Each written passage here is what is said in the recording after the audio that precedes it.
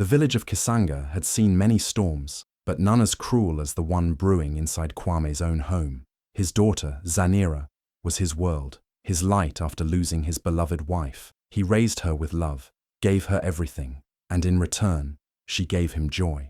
But love is a dangerous thing when jealousy lurks in the shadows. When Kwame remarried, the village cheered, believing Bimkubwa would bring warmth back into his life. She came with a daughter, Tendaji, and at first, she played the role of a perfect wife, a caring mother. She smiled at Zanira, stroked her hair, whispered words of love, but behind those gentle touches was something dark, something waiting.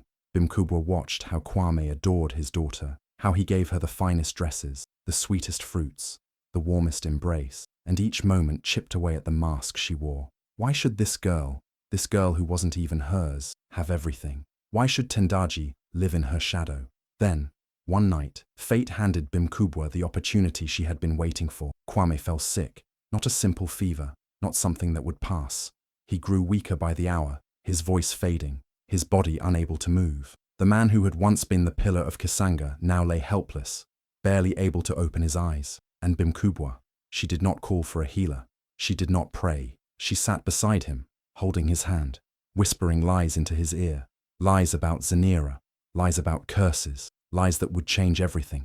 Outside, Zanira sat alone, unaware that the life she knew was slipping through her fingers, that by sunrise, she would no longer be a daughter in her own home.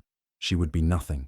The sun rose over Kisanga, but for Zanira, it felt like the darkest night of her life. She woke up expecting another ordinary day, expecting to see her father, expecting to feel safe. But the world had changed while she slept. Bimkubwa stood in the village square, her voice trembling, her eyes filled with fake tears. "The gods have spoken," she declared, her voice carrying through the crowd. "Zanira carries a curse. That is why Kwame is dying." Gasps rippled through the villagers. Whispers spread like wildfire. A curse? Zanira, the same girl they had watched grow up, the daughter of the man they respected. Some shook their heads in disbelief, but others, superstitious, fearful, began to step back, their eyes shifting. Bimkubwa pressed a trembling hand to her chest, as if she were heartbroken. "I have tried," she said, her voice cracking. "I have prayed. I have begged the spirits to spare him, but the only way to save Kwame is to cast out the one who brought this upon him." The villagers looked at Zanira, and suddenly, she was not the girl they knew. She was something else, something dangerous. She turned to her father, the one man who had always protected her, but he was too weak to speak. His eyes fluttered open, confused, lost, and Bimkubwa took that moment to strike. She knelt beside him, speaking softly, gently. "You must let her go, Kwame," she whispered. "If you love this village, if you love your daughter, let her go before it's too late." Zanira shook her head, tears burning in her eyes. "Baba, you know me," she begged. "I would never." Bimkubwa raised her voice. "Look, she denies it. But have we not seen the signs? The night Kwame fell sick, did we not hear the wind howl like never before? Have the crops not suffered? Has misfortune not followed her?" The villagers murmured. It was true that times had been hard. It was true that strange things had happened. And now, Bimkubwa had given them a reason, a scapegoat. Zanira felt the shift in the air. The warmth of the people she had grown up with turned cold. Their eyes, once filled with kindness, now burned with suspicion. The village elder stepped forward, his face heavy with sorrow. "Zanira, my child," he said, but his voice held no warmth. "The spirits must be obeyed. If you are innocent, they will guide you to safety." Her legs felt weak. This was her home, her people, and yet they were casting her out as if she were nothing. Tears streamed down her face as she turned one last time to her father. His lips moved, but no sound came. Bimkubwa squeezed his hand, her grip firm. The decision was made. Two men grabbed her by the arms. She fought, pleaded, but their faces were set in stone. They dragged her through the village as doors slammed shut, as people turned away. No one reached out, no one helped. Tendaji stood in the doorway of their home, wearing Zanira's silk robe, her mother's hand resting proudly on her shoulder. And as Zanira was shoved past them, Tendaji smiled. The jungle loomed ahead, wild, dangerous. Death waited in its shadows. The moment her feet touched the edge of the trees, the men let go. "Go," one of them muttered, not meeting her eyes. Zanira turned back, one last time. Please, she whispered. No one answered. She took a step forward, then another. The vines curled around her ankles. The leaves rustled like voices whispering in the dark. She had been abandoned. She had been erased. And as she stumbled deeper into the unknown, she felt it. She was not alone. The jungle had no mercy. It swallowed Zanira whole, its shadows stretching like claws, its whispers crawling under her skin. Every step she took was a battle, against hunger, against fear, against the echo of her own sobs. The village was gone. Her father was gone. She had no home, no family, no name, just a past that had been ripped away and a future that didn't exist. But the jungle was alive. Eyes watched from the darkness. Footsteps moved where no one should be. And when her legs gave out, when she collapsed beside a river, weak and broken, the shadows finally stepped forward. She woke to firelight. The scent of herbs filled the air, the warmth of a blanket wrapped around her shoulders. She wasn't alone anymore. A man sat across from her, his face carved from stone, his eyes sharp like a blade. Scars traced his arms like a map of battles long forgotten. You survived the jungle, he said. That means you are not weak. His name was Akeno. He had once been a warrior, a leader, a man of power. But like her, he had been cast out, abandoned. And now, he ruled a kingdom lost to time, a city hidden beneath the jungle's embrace, Umbura.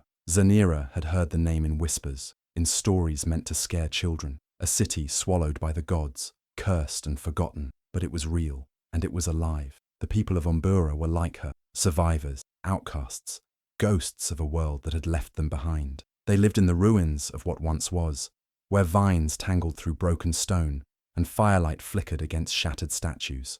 They had no king, no laws, only one rule: the weak do not last. Akeno watched her closely. You can leave, he said, or you can fight. But if you stay, you must become more than the girl who was cast away. You must become something else. Zanira clenched her fists. She had nothing left, nowhere to go. So she stayed, and the training began. The nights turned into months. The girl who had once worn silk now carried scars. The hands that had once held flowers now gripped weapons. She learned to move like the wind, to strike like thunder, to become a shadow among shadows. Pain became her teacher. Hunger became her fire.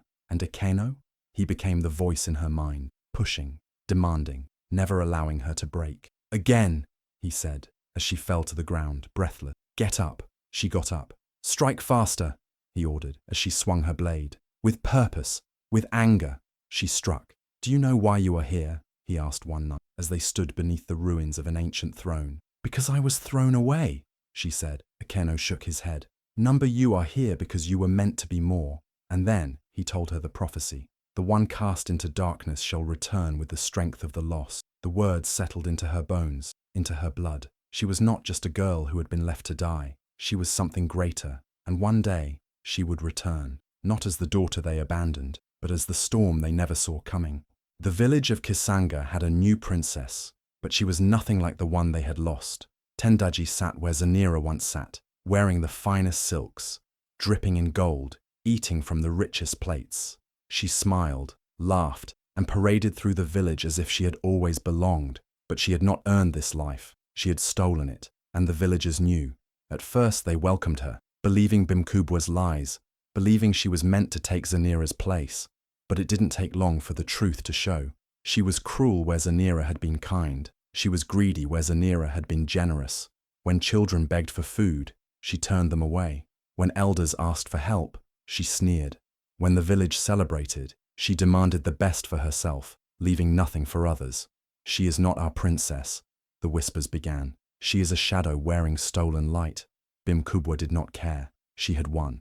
With Zanira gone, she ruled Kisanga in all but name. She controlled the wealth, she controlled the food, she controlled the people, and she controlled Kwame. The once great trader had become a ghost of himself. His body was weak, his eyes hollow, his voice barely a whisper. He had moments of clarity, moments where he reached for something, someone, missing. But every time he tried to speak, Bimkubwa was there, pressing cool hands against his forehead, feeding him herbs that kept him silent, kept him weak. He is still ill, she would sigh to the villagers. The gods test us, but we must trust in them. And they did. No one questioned why healers were turned away at the gates. No one asked why Kwame never left his chambers. But whispers grew.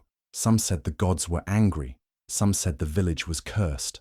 The river dried faster than before, the crops wilted under the sun, the animals grew restless, their eyes reflecting something unseen. And in the dead of night, the wind carried voices, voices that spoke of a name the village had tried to forget. Zanira, the girl they cast out, the girl they betrayed. Some said she had perished in the jungle. Some said she had become a spirit, watching, waiting, and some, in hushed tones, feared something greater. What if she was still alive? What if she was coming back?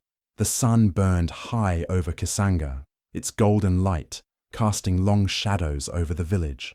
The marketplace bustled with voices, laughter, and the sound of coins clinking. It had been years since the name Zanira was spoken openly. To most, she was nothing more than a memory, a ghost of the past.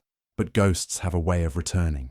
A stranger walked through the village gates, her steps slow, measured, deliberate. She was cloaked in black, a mask covering her face, a sword strapped to her back. The air around her was heavy, as if the wind itself held its breath. She moved through Kisanga like a storm gathering strength. Eyes followed her, whispers rose, but no one dared to speak to her. Something about her presence made the air feel colder, tighter, like the moment before thunder cracked the sky. She stopped before the village elders, her voice steady, unwavering. "I seek justice for the forgotten daughter," she declared. The crowd stilled. Some gasped, some scoffed. Tendaji, seated beside Bimkubwa, rolled her eyes.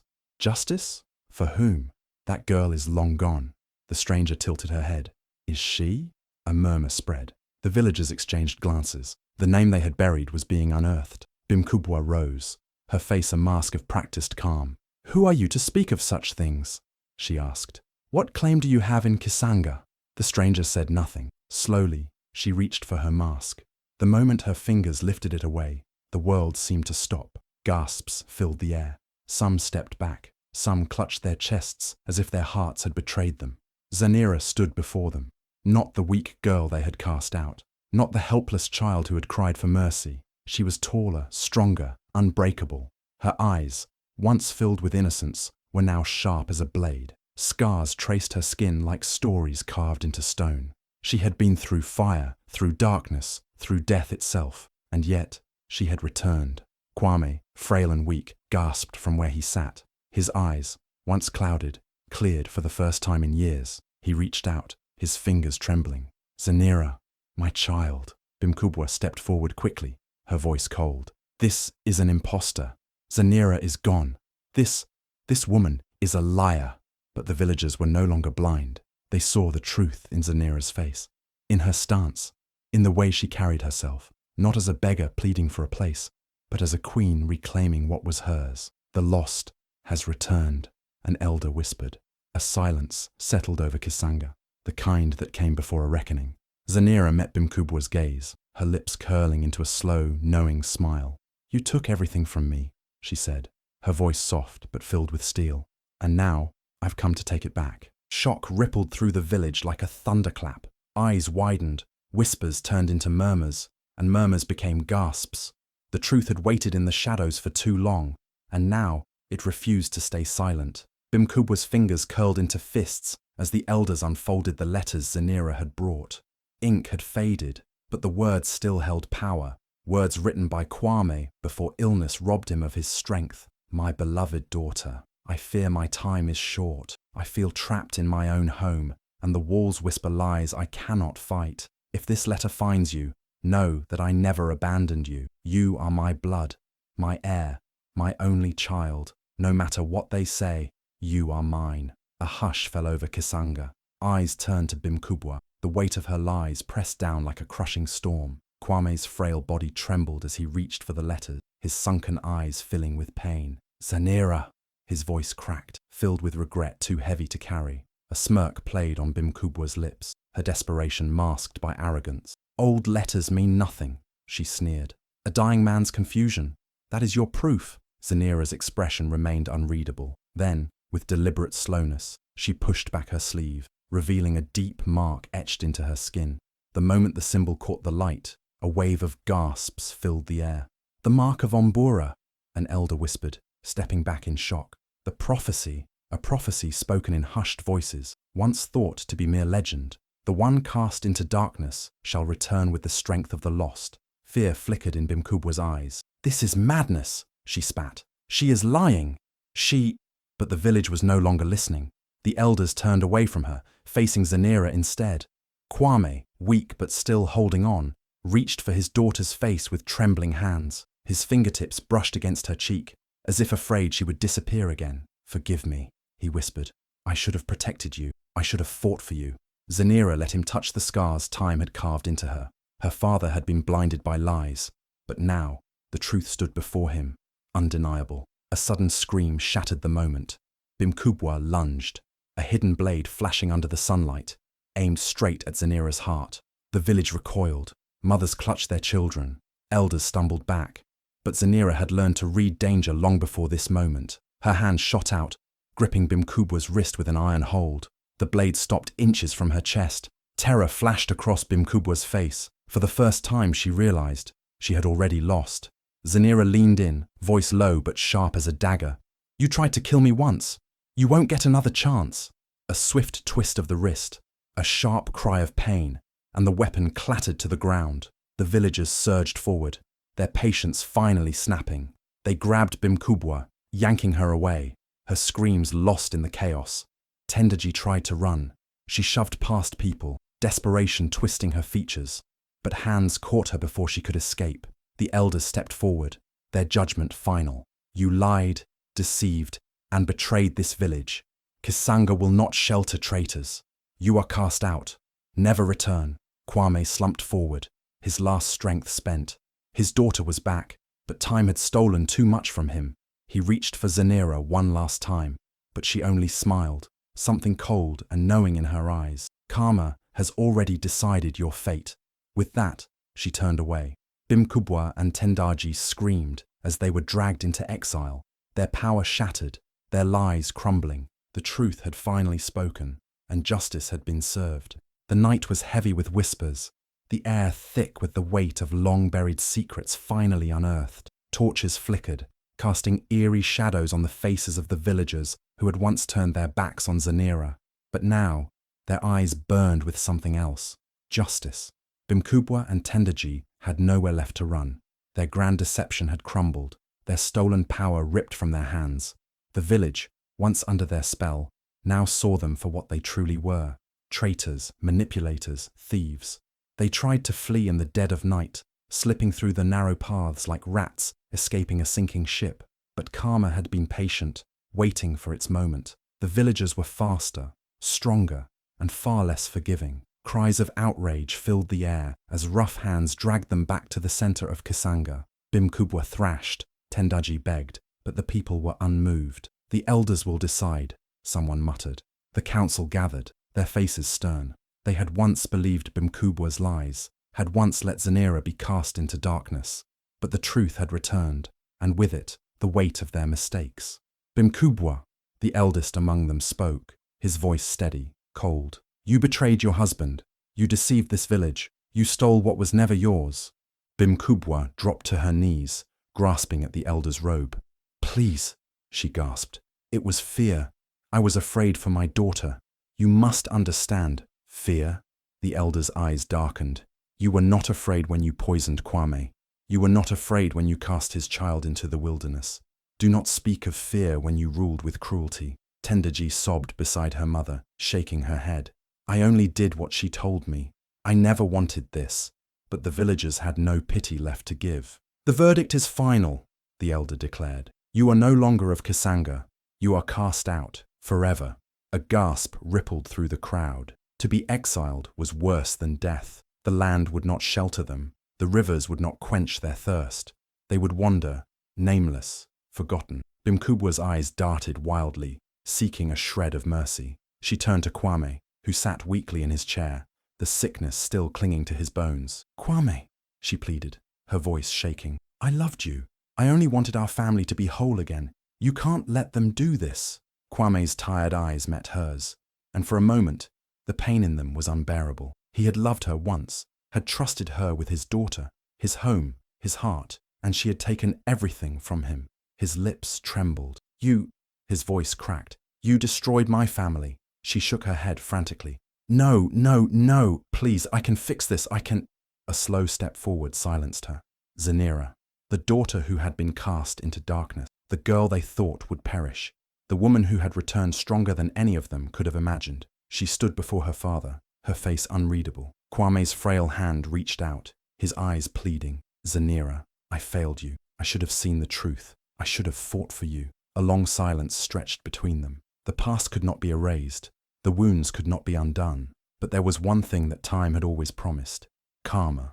Zanira smiled, but there was no warmth in it. Only something quiet, something final. Karma has already decided their fate. She turned, walking away as Bimkubwa and Tendaji's screams filled the night. Justice had come, and it had no mercy left to give. The village of Kisanga had seen many rulers, but none like her. The girl they had abandoned, the daughter they had cast into the wilderness, now stood before them, not as a broken soul seeking revenge, but as a force greater than any they had ever known. Zanira had returned, and this time, no one could take her place. The night air was thick with whispers. Villagers gathered in the courtyard where, years ago, they had let lies poison their hearts. The same people who had turned their backs on her now bowed their heads in shame. Some could not even meet her eyes. But she did not need their guilt. She had come back for something far greater.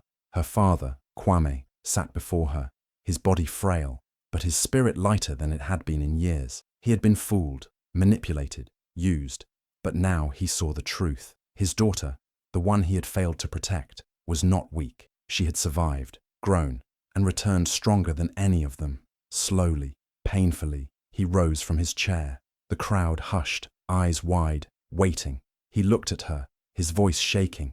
Kisanga has seen betrayal, he said, his words heavy with regret. It has seen deception, cruelty, and greed. But tonight, it sees justice. Tonight, it welcomes back the daughter it should have never lost. He turned to the elders, the leaders who had once been blind to Bimkubwa's evil. The throne of Kisanga belongs to one who is strong, one who is wise, one who will never let this village be poisoned again. He took a deep breath and looked at Zanira, and there is only one who deserves it. The crowd erupted. Cheers, cries, shouts of approval filled the air as the people of Kisanga raised their hands to the sky, accepting their new leader. But Zanira did not move. She had not fought for power. She had not returned for a crown. Her journey had been about something greater. She stepped forward, her voice steady. I was cast out like a stranger, she said, her gaze sweeping over the faces before her. You let lies turn you against me. You let a snake sit on this throne and poison everything my father built. The villagers lowered their heads. But I do not return with hatred. I do not seek revenge. Her voice grew stronger. I return to rebuild, to lead with truth, with justice, to ensure that no one, no child, no family is ever betrayed the way I was. Silence. And then, a single voice rang out. Queen Zanira. Then another, and another. Soon, the entire village chanted her name. That night, the torches burned bright as the people of Kisanga celebrated their new leader. But for Zanira, this was only the beginning. She walked through the village, seeing the cracks that had formed under Bimkubwa's rule. Families divided, homes ruined, trust shattered. This would take time to heal, and she would be the one to make it happen. The days turned into weeks, and the village changed under her rule. The sick were cared for, the hungry fed, the weak protected. She listened to the people, worked beside them, ensured fairness for all. No longer was Kisanga a place of deception. Under her leadership, it became a village of strength. Her name spread beyond Kisanga, whispered in nearby villages, told in stories to children. They called her the queen who was cast away, but returned unbreakable. A legend was born, not because of a throne, not because of revenge, but because she chose to rise above it all. The sun burned hot over the barren land where Bimkubwa and Tendaji wandered, their feet raw, their throats dry. Once draped in silk and gold, now they were nothing more than shadows of their former selves, outcasts, unwanted, despised. The villagers who once obeyed Bimkubwa's every command now refused to even look at her. The same people who had praised Tendaji's beauty now spat at her feet. Hunger gnawed at their bellies, and desperation made them reckless. There was only one place left to go, the ruins of Ombura. Whispers of the lost city had always carried warnings. It was a cursed place, they said, a place where the forgotten wandered, where the betrayed found no mercy. But Bimkubwa, stubborn as ever, refused to believe in such stories. It's just an abandoned kingdom, she told herself. Surely there will be shelter, maybe even food. With no other choice, they staggered into the dense jungle, the air thick with silence. No birds, no insects, just the eerie rustling of unseen things. Tendaji shivered. Mother, this place feels wrong. Bimkubwa ignored her. Step after step, the jungle seemed to shift, swallowing them deeper into its grasp. The ruins appeared suddenly, a kingdom frozen in time, its stone walls cracked, its towers reduced to jagged skeletons. The air smelled of damp earth and something else, something ancient. A cold wind swept through the ruins, and with it came a sound, a whisper, soft at first, then growing louder. Tendaji clutched her mother's arm. Did you hear that? Bimkubwa's breath hitched. She wanted to dismiss it as the wind, but the voices, they were speaking, chanting, calling. The shadows moved, shapes twisted between the broken pillars, eyes glowed in the darkness, faces, half-formed, forgotten souls, betrayed and abandoned just like them. Then, a voice, cold, unforgiving. You do not belong here. Bimkubwa turned to run, but the jungle had sealed its path. The ruins shifted, closing them in. The whispers turned to wails, rising, screaming. The spirits of Ombura had been waiting, and now, justice had arrived.